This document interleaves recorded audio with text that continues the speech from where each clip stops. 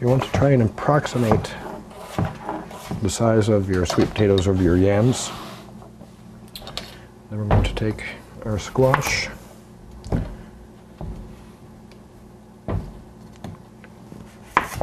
Cut this off, and then I'm going to use a knife instead of a peeler.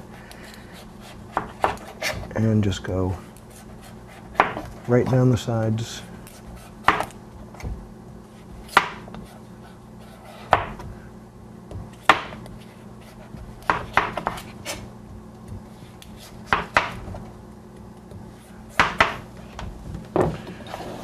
We'll discard this outer layer.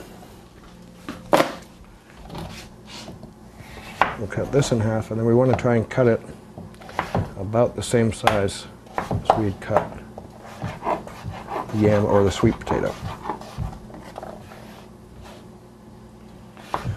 So by doing that, we should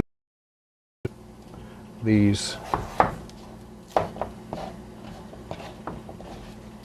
cook at the same time.